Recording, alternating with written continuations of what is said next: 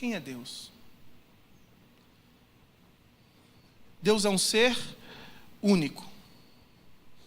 Em 1 Timóteo, no capítulo 2, no versículo 5, diz: há um só Deus. Moisés certa vez falou: ó Senhor, quem é como tu entre os deuses? Quem é como tu, glorificado em santidade, terrível em feitos gloriosos, que operas maravilhas? O salmista também declarou: quem é semelhante ao Senhor nosso Deus? Portanto, para nós iniciarmos essa série de mensagens, é importante sabermos que Deus é um ser único e Deus é incomparável.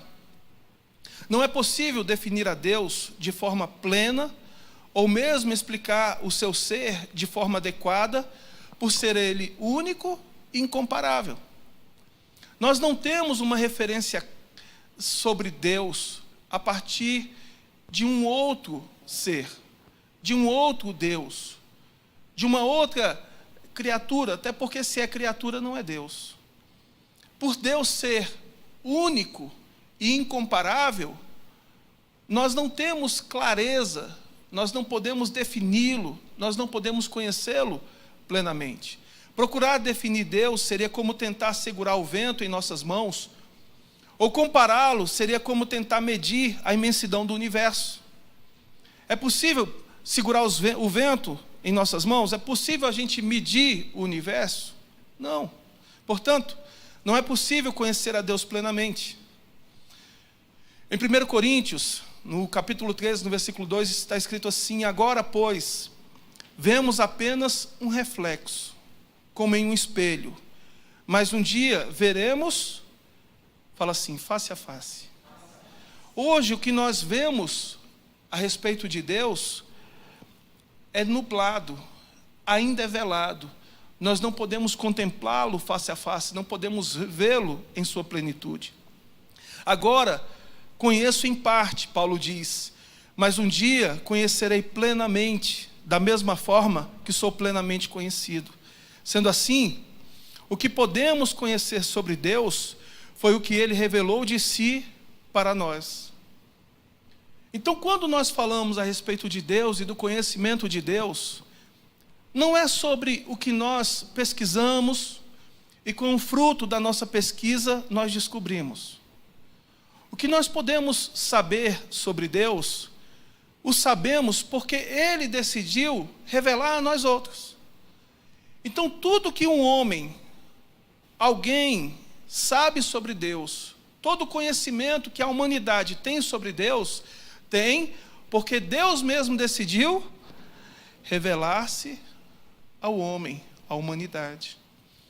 E como Deus se revelou ao homem? Deus, o único Deus, se auto-revelou por meio da criação e através das Escrituras sagradas. Olha aqui para o pastor um instante. Deus se revelou a mim e a você de duas formas inicialmente. A primeira forma com que Deus se revelou ao ser humano é conhecido como a revelação geral de Deus. A revelação geral de Deus, feita por meio da sua criação, é destinada a todas as pessoas e em todos os lugares. Então, para nós começarmos a entender mais a respeito disso, tudo que Deus fez, todas as suas obras, elas revelam, nelas estão implícita quem? Deus. Quem criou os céus? E por meio dos céus, nós conhecemos a quem? A Deus. Quem criou a terra, os oceanos? Quem criou a fauna, a flora? Quem criou todos os fenômenos da natureza? Quem criou todos os elementos da natureza? Deus. E quando nós olhamos para a criação, nós vemos a Deus. O apóstolo Paulo escreveu aos Romanos: os atributos invisíveis de Deus, isto é, o seu eterno poder e a sua divindade, claramente se reconhecem desde a criação do mundo, sendo percebidos por meio das coisas que Deus fez. Portanto, nós vemos tanto o poder, a grandeza de Deus, como a sua divindade. Os escritores Franklin Ferreira e Alan Might afirmam que a ideia de que a criação revela o divino é muito antiga na consciência da raça humana. A tendência de sacralizar a criação foi muito forte nas cosmovisões da maioria das culturas. E o que isso quer dizer? Que desde a antiguidade, o ser humano, quando ele contempla a criação, ele vê nela Deus. Para você ter uma ideia, na antiguidade, nós não olhávamos para a criação a partir da lente científica. Por exemplo, nós denominamos a chuva como um fenômeno da natureza. Não é assim? Na antiguidade, era um Deus responsável por enviar, portanto, a chuva não era um fenômeno da natureza apenas, mas a chuva era uma ação ou uma reação de um Deus. Assim como os ventos, assim como o fogo, assim como o sol, assim como as estrelas, assim como... E eu pergunto a você, faz sentido ou não faz? Deixa eu perceber, eu a partir das minhas próprias percepções, você a partir das suas próprias percepções, vê se isso faz sentido. Quando você para e contempla o pôr do sol, Eipsio, lembra do pôr do sol? Você já parou num lugar aberto e contemplou o pôr do sol? Com aquela beleza, com aquela grandeza, com aquela diversidade de cores. Quando você olha o pôr do sol, você se sente grande, você se sente poderoso, maior, ou você se sente reduzido, menor? Grande ou menor? Menor, não é? Você se sente pequeno diante de algo tão grande. As chuvas torrenciais, quando você ouve o som do trovão, quando você começa a ver o céu se iluminando com os raios, cortando os céus, descendo até a terra, quando você percebe a força dos ventos, de repente a mais de uma centena de quilômetros, e começa a vir a chuva, e o barulho de chuva intenso, forte, você se sente seguro, poderoso, ou você se sente temeroso, às vezes até amedrontado? Nós nos sentimos pequenos diante da criação e diante dos fenômenos da natureza. E quando nós observamos a criação, nós percebemos que existe algo que é muito maior do que nós, muito maior do que a gente. Na criação, Deus se revelou, e revelou o seu poder, revelou a sua grandeza, revelou a sua divindade. Nós, às vezes, nos sentimos importantes. Os poderosos, por exemplo, se sentem acima de todos, mas nós fazemos parte de pelo menos 200 ou 200 mil ou 200 milhões de constelações. As estrelas são incontáveis, os planetas são incontáveis. Não existe apenas o Sol que aquece a Terra, existe o Sol do Sol e outros sols. Nós somos tão pequenininhos diante de um Deus que criou tudo e é tão grande e tão poderoso. Sim ou não? Portanto, quando alguém contempla a criação, ele percebe na criação fala assim, Criador. Você já observou, por exemplo, que ainda que seja num lugar remoto, tem uma tribo indígena lá, num lugar remoto, que ainda não foi descoberto. Quando essa tribo é descoberta, nós percebemos que ele já tem o quê? Um Deus, um ritual. E quem foi que catequizou? Quem foi que discipulou? Quem foi que doutrinou? Quem foi que levou a mensagem divina? Se eles estão lá, reunidos de forma remota, distante de tudo e de todos, onde foi que eles viram que há um? E Deus é conhecido como Deus de todas as nações. Portanto, ainda que alguém não conheça a Escritura Sagrada, ainda que alguém não tenha sido catequizado, discipulado, evangelizado, Deus está presente ali. Amém? Deus se revela àquela pessoa. Deus também decide se revelar de forma especial, para se fazer conhecido por nós de uma maneira mais precisa, mais assertiva. Ei, escuta isso. Deus se revelou de maneira especial por meio das Escrituras Sagradas. Nela, Ele nos apresenta verdades mais específicas sobre si mesmo. A Bíblia diz, toda a Escritura é inspirada por quem? Por Deus. Também diz, homens santos falaram da parte de Deus, movidos pelo Espírito Santo. Deus, em um ato de amor e graça, quis revelar-se a mim e a quem? E a você. Quis revelar-se. E o que se pode conhecer a respeito de Deus, Ele mesmo manifestou entre nós. Portanto, por meio da Escritura Sagrada, Deus então se revela de forma especial à humanidade. Por meio da Escritura Sagrada, nós podemos conhecê-lo como Ele de fato é. Não plenamente, mas nós podemos saber a respeito do seu caráter, a respeito dos seus feitos, a respeito da sua vontade. E a Bíblia, ela apresenta a Deus através dos seus atributos.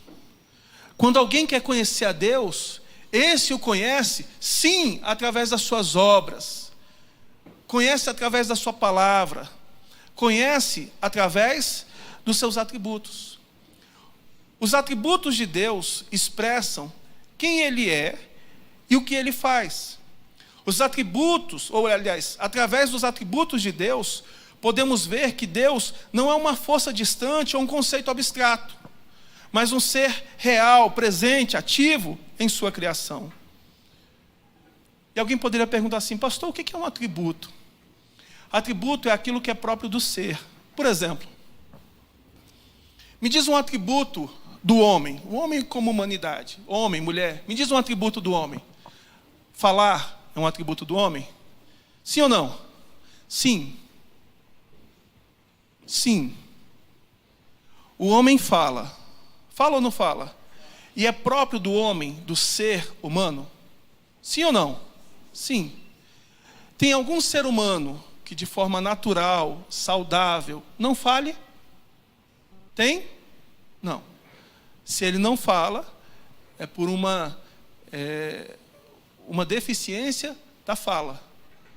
Entretanto, o ser humano foi criado com a habilidade, ou com, melhor dizer, não habilidade, mas com o atributo da fala, por exemplo. Qual outro ser que é capaz de se comunicar como ser humano? Qual outro ser que é capaz de elaborar frases tão profundas, elaborar e expressar pensamentos tão profundos por meio da fala como ser humano? Existe algum? Sim ou não? Sim ou não, pessoal? Quem está dormindo, diga amém. Sim ou não? Tem alguém que fale como ser humano? Não. O atributo da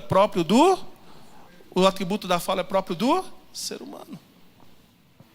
Então o atributo é aquilo que é próprio do ser. Os atributos de Deus, que são próprios do seu ser, que revelam quem Ele é, eles foram separados entre incomunicáveis e comunicáveis. Para compreender melhor quem é Deus, alguns estudiosos classificaram seus atributos em dois tipos: atributos incomunicáveis e atributos comunicáveis. Os atributos incomunicáveis pertencem exclusivamente a Deus. Portanto, olha só que interessante. Existem atributos que são próprios de Deus e que só pertencem a Ele. mais ninguém, nenhum outro é capaz de ser como Deus é. Por exemplo, a soberania. A soberania é um atributo próprio de Deus. Em Salmos, no capítulo 103, no versículo 19, diz assim: nos céus, o Senhor estabeleceu o seu trono. O seu reino domina sobre tudo. Onde está o reino do príncipe Charles, que agora é o rei Charles? Na Inglaterra, sim ou não? Aonde estão os tronos dos reis que se passaram? Ou mesmo o rei Davi, o rei Salomão? Aonde estão os tronos dos reis?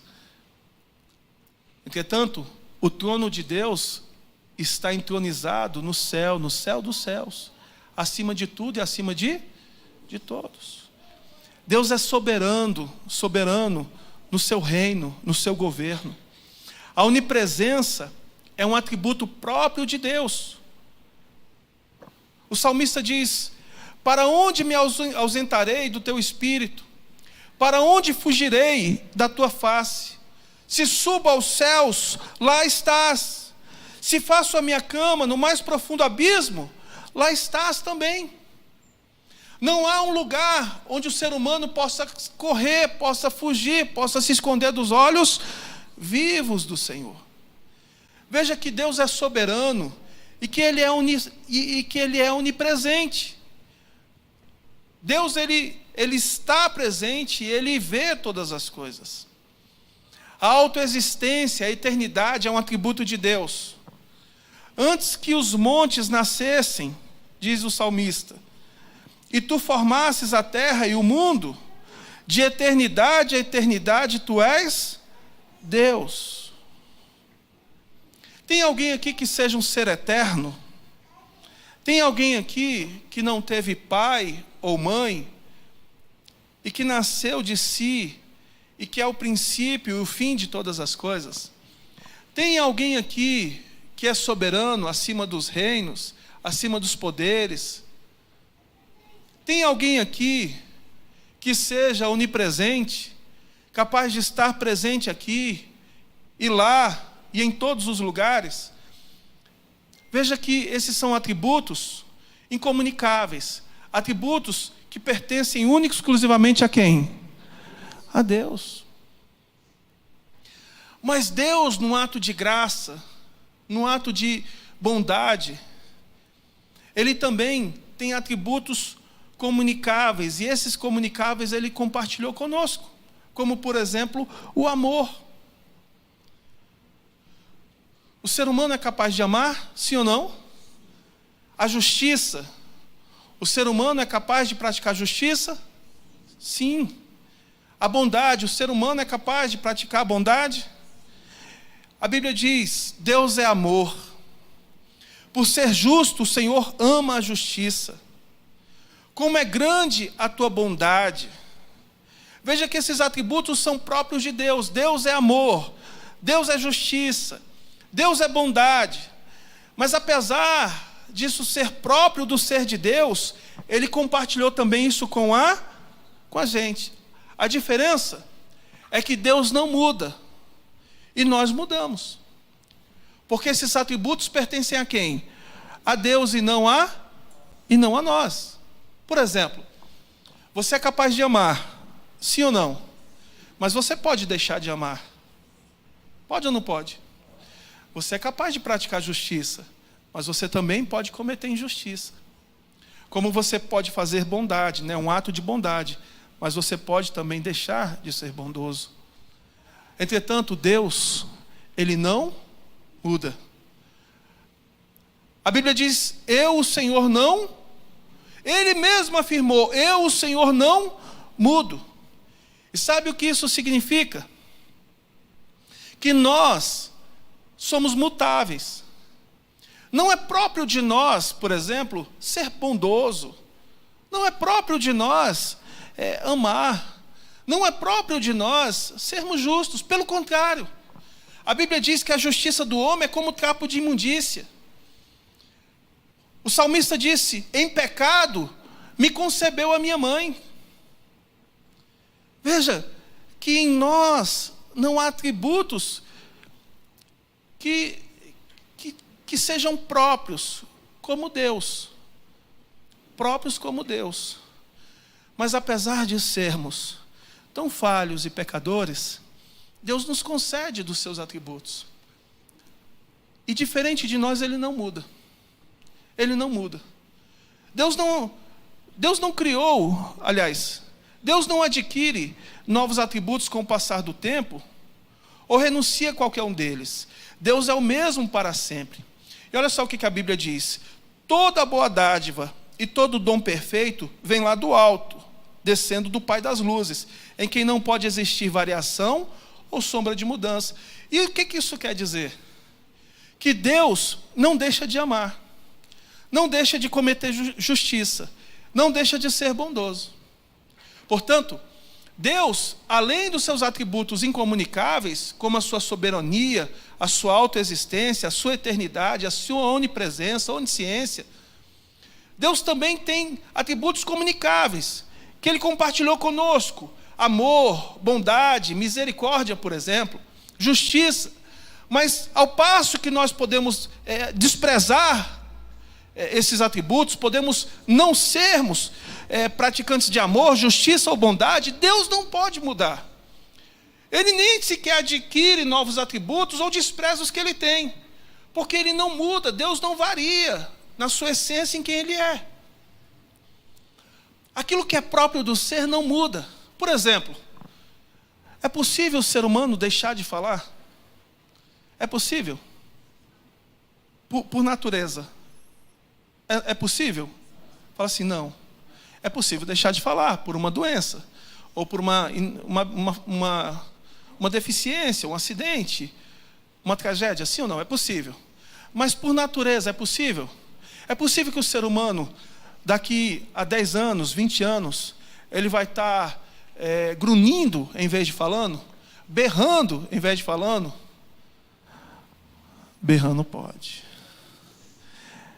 Pastor, é que o senhor não conhece a minha mulher. Olha para o lado aí. Dá um sorriso assim, ó. Mas é comum do ser humano? Não. Fala assim, não. Aproveita a chance e fala para ela assim, não. Fala para ele assim, não. Fala para o seu filho assim, ó, não. Fala para sua mãe, não. Porque aquilo que é próprio do ser, não. Por isso que Deus jamais vai deixar de ser o quê? Amor. Amém? Mas Ele também jamais vai deixar de ser o quê? Justiça. Inclusive, há uma interconexão nos atributos de Deus. Os atributos de Deus são interconectados e nenhum atributo é maior que o outro. Isso significa, por exemplo, que Deus não é mais amor do que justiça, mas o seu amor está ligado à sua justiça, e a sua justiça está ligado ao seu amor. Em Salmos diz, 89:14, a retidão e a justiça são os alicerces do teu trono. O amor e a fidelidade vão à tua frente. Então veja que a retidão e a justiça são alicerces do trono de Deus. O trono de Deus está estabelecido na retidão e na justiça.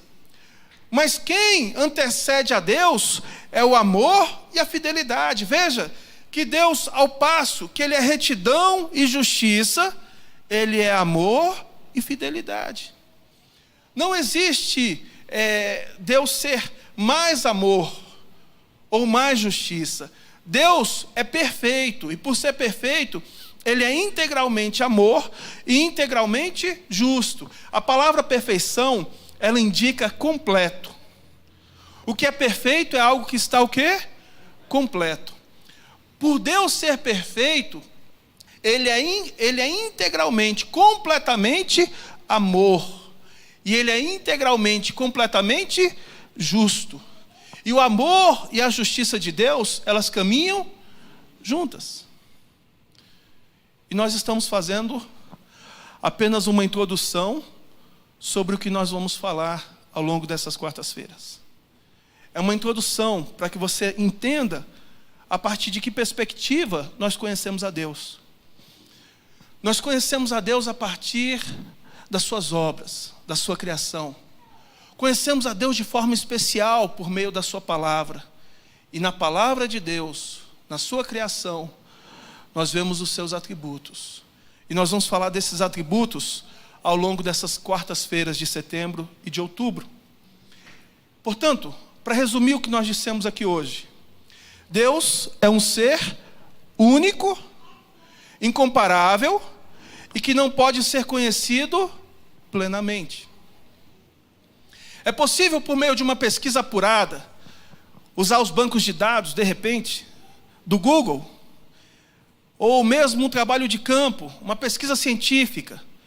É possível nós conhecermos a Deus na sua plenitude? Sim ou não? É possível nós compararmos Ele com alguém? Sim ou não? Não. Ele é único.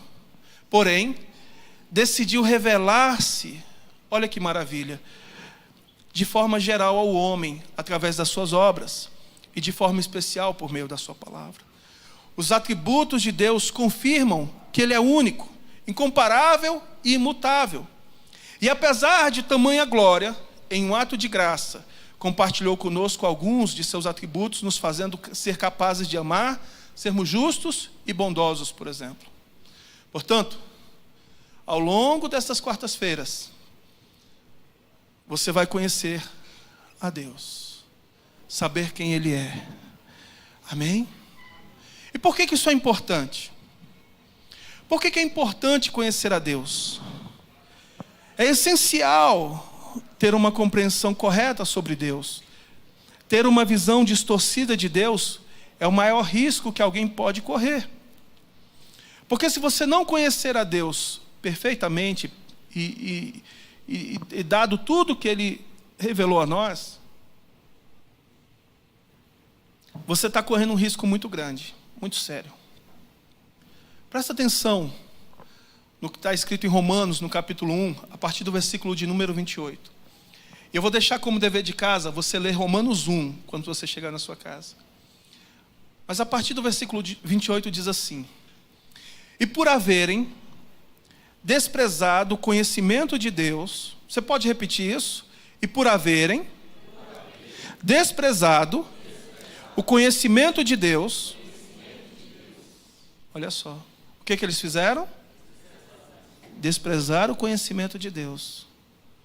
O próprio Deus os entregou a um modo de pensar reprovável, para praticarem coisas que não convêm.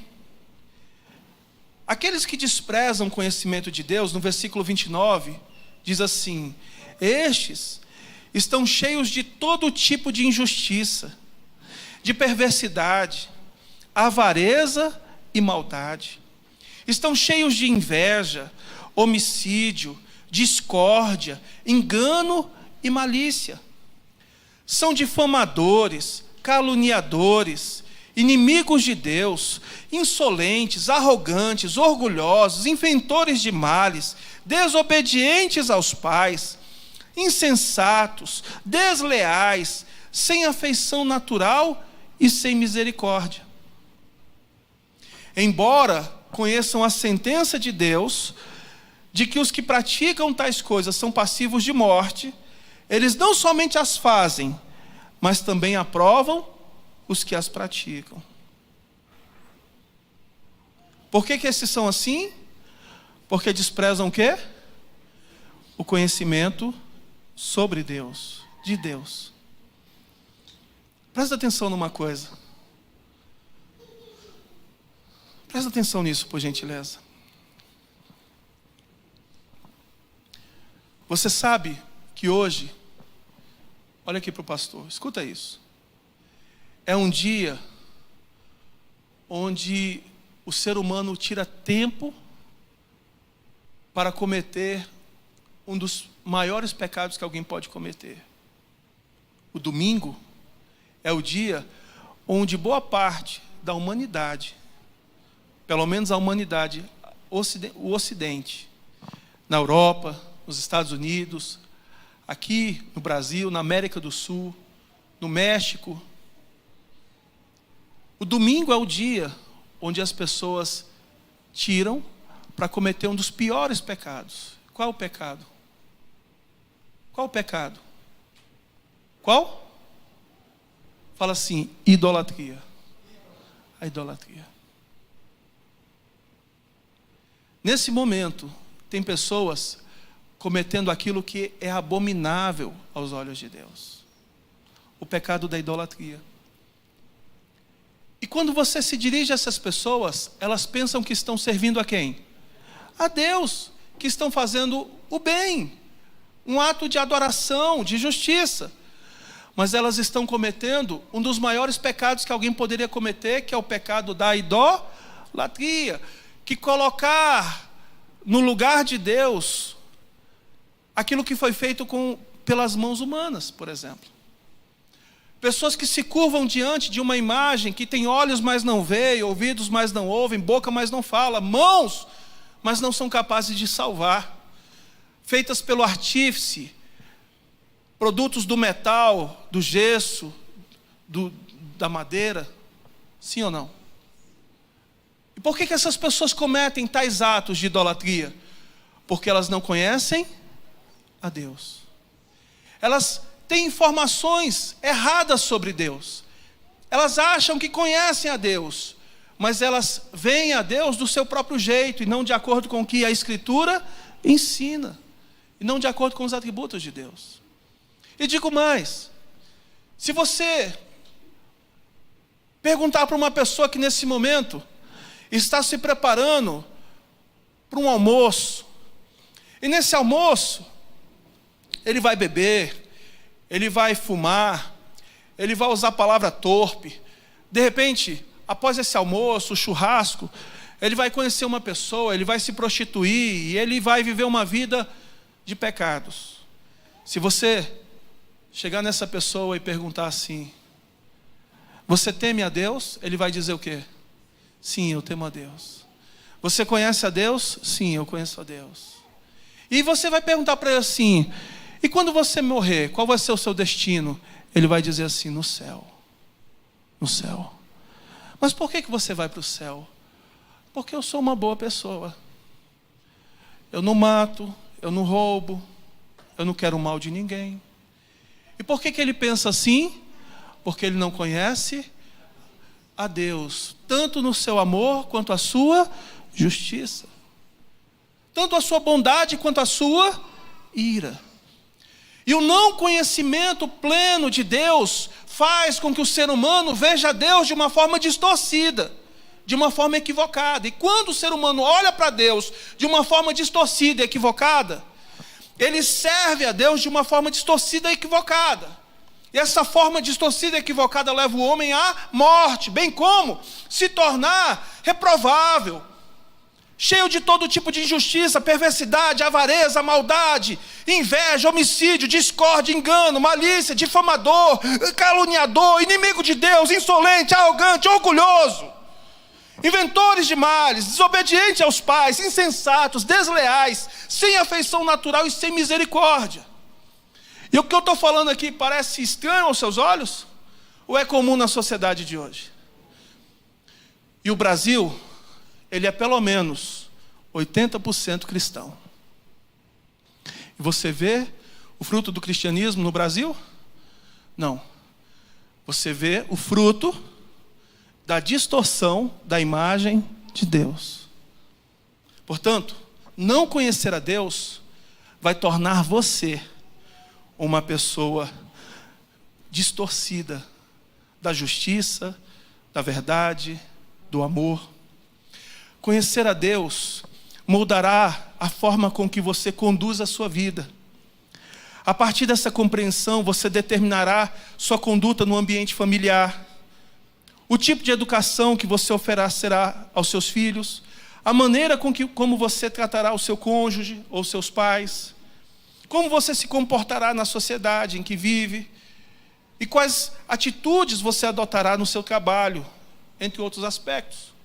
É o conhecimento de Deus que modela o nosso caráter, o nosso comportamento, as nossas escolhas, as nossas decisões.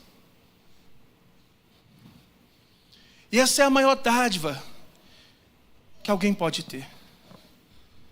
Conhecer a Deus deve ser o propósito mais importante na vida de uma pessoa, uma vez que Ele é o fundamento de nossas vidas. A razão de vivermos é quem? O sentido da vida é quem? É Deus. Portanto, o maior empenho de uma pessoa deve ser em quê? Em conhecer a Deus. E para nós finalizarmos, eu queria ler um versículo para a gente orar. Mas antes desse versículo, em Jeremias 23, 24, diz assim: Deus, por intermédio do profeta Jeremias, disse: não se glorie o sábio na sua sabedoria, nem o forte na sua força, nem o rico na sua riqueza, mas aquele que se gloria, glorie-se nisto, em me conhecer e saber que eu sou o Senhor. Jeremias está dizendo assim: olha, você é sábio, não se glorie na sua sabedoria, na sua capacidade intelectual, no seu conhecimento. Você é forte, não se glorie na sua força, no seu poder, na sua capacidade. Você é rico, não se glorie na sua riqueza, nas suas posses, nos seus bens. Mas aquele que se gloria, aquele que pode alegrar-se e se considerar bendito, seja por conhecer, aquele que conhece a Deus, seja pelo conhecimento que você tem sobre Deus.